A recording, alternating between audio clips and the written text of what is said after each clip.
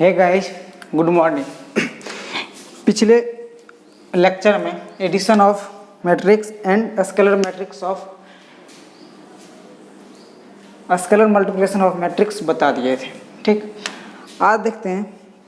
देखिए, ये क्वेश्चन है जो आपको एडिशन ऑफ मैट्रिक्स और स्केलर मल्टीप्लिकेशन ऑफ मैट्रिक्स दोनों को कॉन्सेप्ट क्लियर कर देगा। जैसे देखिए कॉस थीटा है और ये मैट्रिक्स है, साइन थीटा और ये मैट्रिक्स है। तो जब भी किसी मैट्रिक्स में किसी स्केलर से मल्टीप्लाई होता है तो टोटल में होता है और इसमें वही काम करेंगे। देखिए, तो सबसे पहला बात कॉस थीटा मल्टीप्लाई क्या हो जाएगा, कॉस थीटा। दूसरा cos theta into sine theta. तीसरा क्या हो जाएगा, minus sine theta into cos theta. दूसरा cos theta into cos theta. चलिए, प्रत्येक में कर दिए मल्टीप्लाई। अब सेकंड में देखिए, सेकंड में भी वही काम करेंगे। तो sign theta into sine theta, फिर यहाँ क्या आ जाएगा, देखिए तो sine theta minus into cos theta का माइनस प्लस वन माइनस। अब देखिए यहाँ क्या आ जाएगा, sign theta into cos theta. अब देखिए यहाँ क्या आ जाएगा, sign theta into sine theta. तो प्रत्येक एलिमेंट में हम क्या किए, मल्टीप्लिकेशन कर दिए। अब देखिए, चलिए अब इसको मल्टीप्लाई करते हैं। जब इसको मल्टीप्लाई किए तो यहाँ क्या आ जाएगा, कॉस स्क्वायर थीटा। ये क्या आ जाएगा, sign theta into cos theta. ठीक, ये क्या आ जाएगा, minus sine theta into cos theta. ठीक है, ये क्या आ जाएगा, कॉस स्क्वायर थीटा। अब देखिए प्लस यहाँ क्या आ जाएगा, साइन स्क्वायर थीटा, उसके बाद minus sine theta into cos theta. ठीक, यहाँ देखिए फिर यहाँ क्या आ जाएगा, sign theta into cos theta, फिर यहाँ क्या आ जाएगा, साइन स्क्वायर थीटा। बात समझ में आ रहा है। अब देखिए, अब इसका एडिशन करना है। एडिशन के लिए ऑर्डर ऑफ मैट्रिक्स क्या इक्वल रहना चाहिए। तो ये कितना का है, 2:2 ऑर्डर का मैट्रिक्स है और ये भी कितना का, 2:2 ऑर्डर का मैट्रिक्स है। अब दोनों का हम क्या करेंगे, एडिशन कर देंगे। तो चलिए एडिशन करते हैं। तो कॉस स्क्वायर थीटा प्लस संगत, अब इसका संगत वो है तो उसका संगत करेंगे। तो साइन स्क्वायर थीटा, फिर यहाँ क्या है, देखिए sign theta into cos theta minus sine theta into cos theta. बात समझ में आया। अब देखिए फिर यहाँ देखिए minus sine theta into cos theta plus sign theta into cos theta. अब देखिए यहाँ cos square theta plus sine square theta, ये आ गया। अब यहाँ देखिए cos square theta plus sine square theta क्या आएगा, 1। और देखिए ये दोनों कट जाएगा तो यहाँ क्या आएगा, 0। फिर ए और टर्म कट जाएगा तो यहाँ भी क्या आ जाएगा, 0। Cos square plus sine square theta क्या आ जाएगा, 1। कौन मैट्रिक्स आ गया, I2 मैट्रिक्स हो गया। इससे आपका addition of matrix and scalar multiplication of concept का क्लियर हो गया होगा। Thank you. चलिए देखते हैं आगे।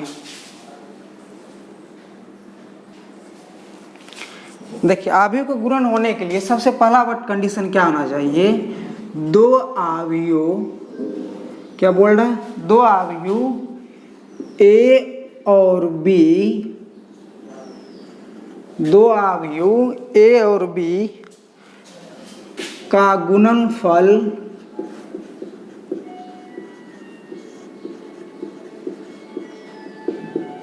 परिभाषित होना चाहिए यदि पहले अवयव का स्तंभ एवं दूसरे अवयव का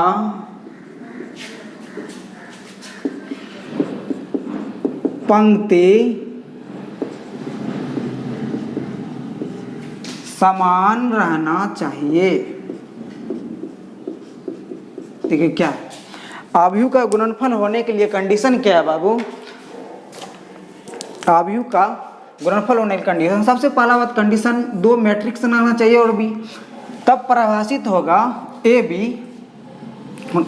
यदि पहले आव्यूह का स्तंभ, क्या बोल रहा है, पहले आव्यूह का स्तंभ दूसरे आव्यूह का पंक्ति क्या रहना चाहिए, समान रहना चाहिए। तो पहले आव्यूह का स्तंभ, पहले आव्यूह का स्तंभ क्या ए, और दूसरे आव्यूह का पंक्ति, दूसरे आव्यूह क्या बी, तब इसका गुना जाके संभव होगा। जैसे मान लो बाबू, जैसे a equal to A I J M multiply N और b equal to B I J N multiply P.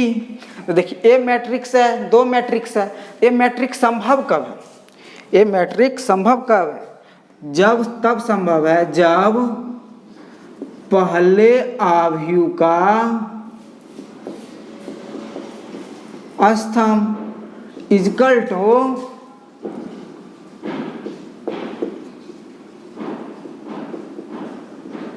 दूसरे आव्यूह का पंक्ति बराबर रहना चाहिए। पहले आव्यूह का स्तंभ दूसरे आव्यूह का पंक्ति क्या रहना चाहिए, बराबर रहना चाहिए। तब जो नया मैट्रिक्स बनेगा, नया आव्यूह बनेगा, तो वह कैसा होगा, देखिए देखिए ये पंक्ति m इंटू एन और n इंटू पी। तब क्या बोला, पहले आव्यूह का स्तंभ, तो पहले आव्यूह का स्तंभ n और इसका पंक्ति, तो n और n इक्वल रहना चाहिए, तब वह क्या हो जाएगा, परिभाषित होगा।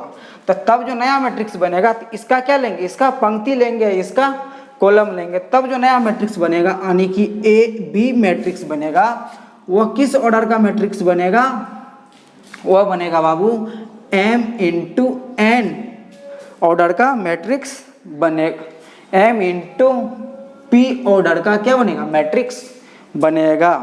बात समझ में आया बाबू? चलिए इसके थ्रू हम क्वेश्चन करेंगे और देखते हैं।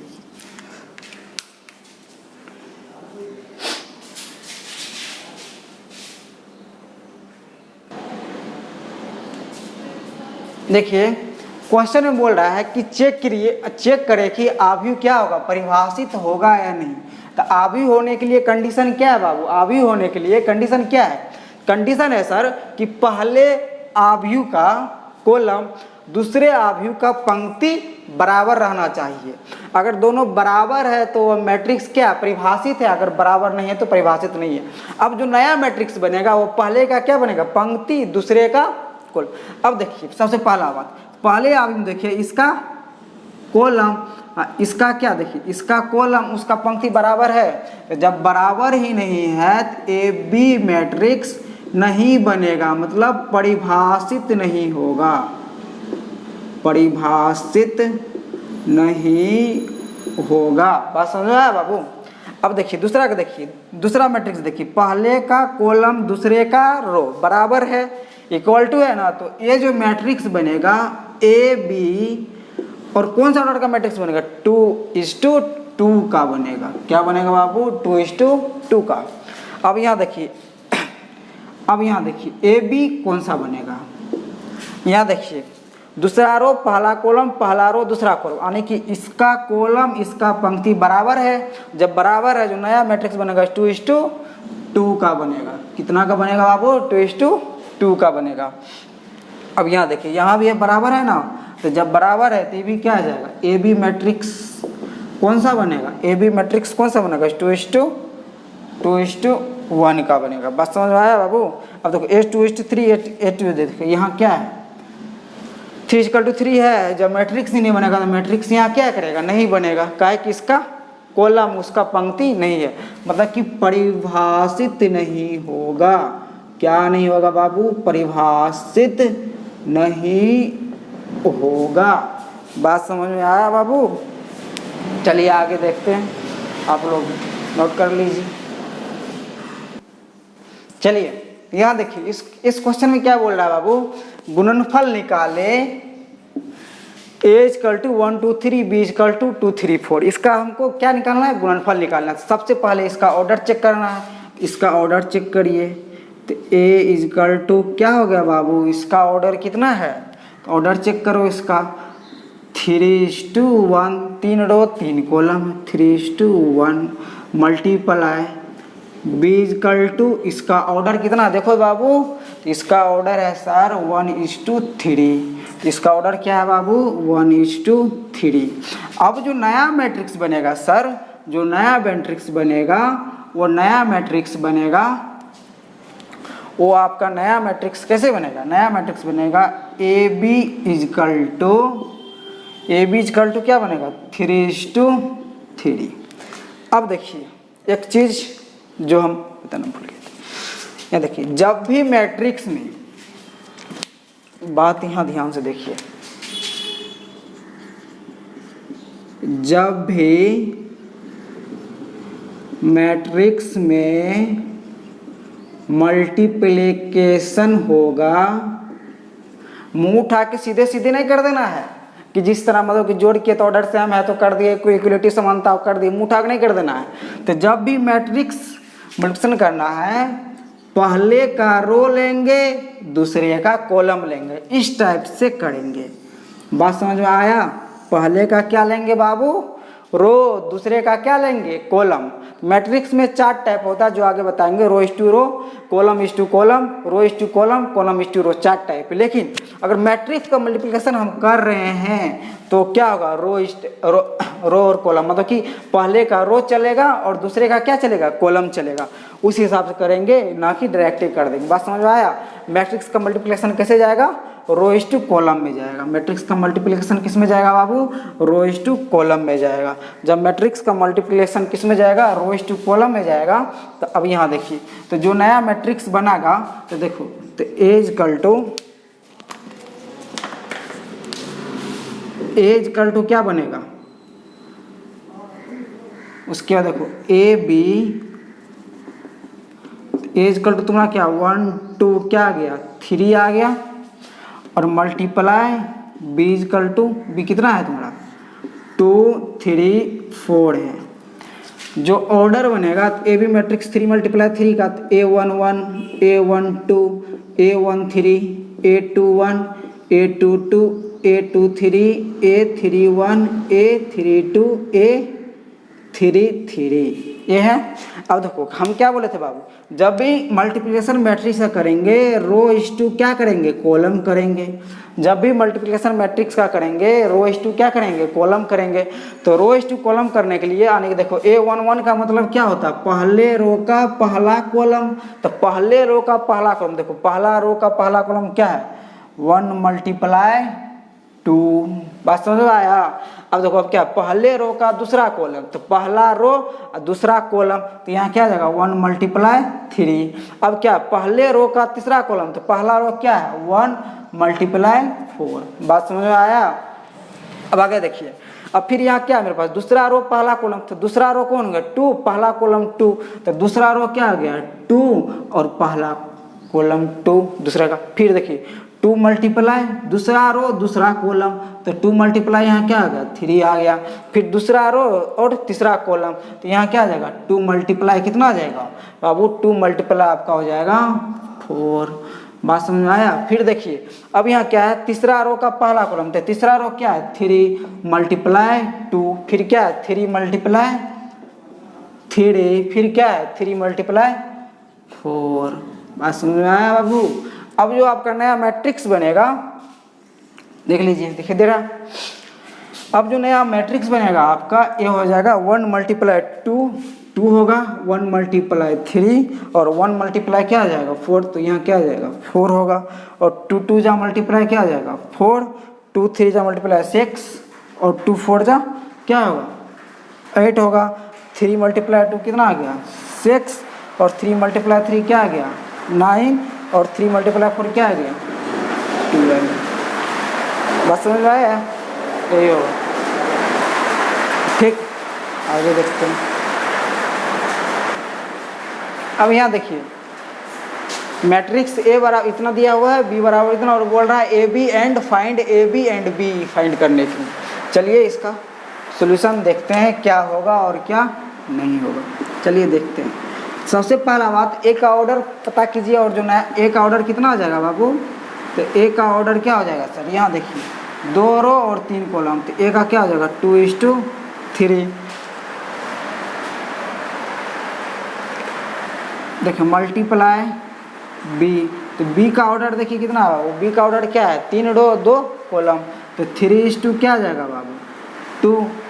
अब जो नया मैट्रिक्स बनेगा ए बी का, वो नया मैट्रिक्स कैसे बनेगा, नया मैट्रिक्स देखिए पहला का रो, पहला का कॉलम दूसरा का पंक्ति क्या है बराबर है, तो जो नया मैट्रिक्स बनेगा 2:2 का बनेगा, 2 का बनेगा, तो यहाँ क्या आ जाएगा A11 A12 A21 A22 बनेगा। ठीक, चलिए करके देखते हैं। यानी कि ए बी इजकल टू, अब यहाँ देखिए क्या होगा, अब यहाँ देखिए क्या होगा, तो पहले रो का क्या बोल रहा है पहला कॉलम, तो पहले रो का पहला कॉलम देखिए, पहला यहाँ क्या है 4 है, 4 मल्टीप्लाई क्या हो जाएगा 4 प्लस -1 मल्टीप्लाई क्या आ जाएगा 2 प्लस 2 मल्टीप्लाई 0। अब देखिए दूसरा क्या है, पहले रो का दूसरा कॉलम, तो पहला रो कितना है 4, दूसरा कॉलम क्या है 1, पहले रो का, अब देखिए प्लस, फिर यहाँ क्या आ जाएगा -1 -1 -1, फिर क्या आ जाएगा 2:4। ठीक, अब यहाँ देखिए, अब क्या दूसरा रो का पहला कॉलम और दूसरा रो का दूसरा कॉलम, तो दूसरा रो का पहला कॉलम देखिए 2:4 प्लस 1:2 प्लस 0:0। ठीक, अब देखिए दूसरा रो का दूसरा कॉलम देखिए 2 multiply 1 plus 1 multiply -1 plus 0 multiply 4। यहाँ तक देखिए, ये आगे वाला मिटा के फिर लिखते हैं। देखिए यहाँ तक क्या क्या आता है।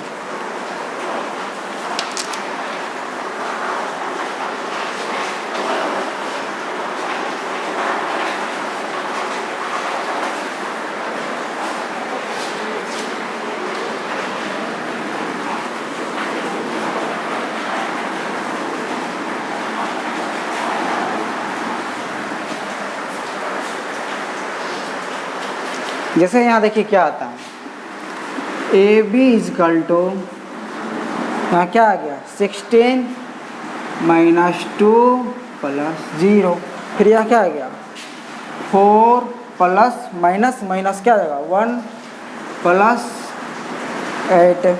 ठीक, यहाँ देखिए यहाँ क्या आ गया 8 प्लस 2 प्लस 0, फिर यहाँ क्या आ गया 2 -1 प्लस 0। आया। तो देखिए ए बी इजकल टू क्या आ जाएगा 16 - 2 क्या आ जाएगा 14, यहाँ क्या आ जाएगा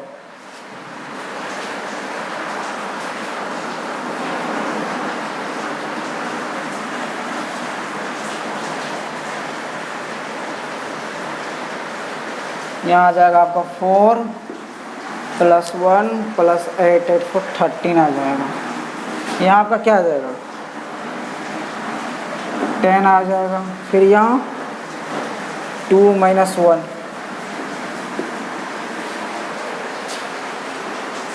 ठीक। लाइट तो कट गया। अब आगे क्लास में आगे वीडियो अपलोड करेंगे। Thank you.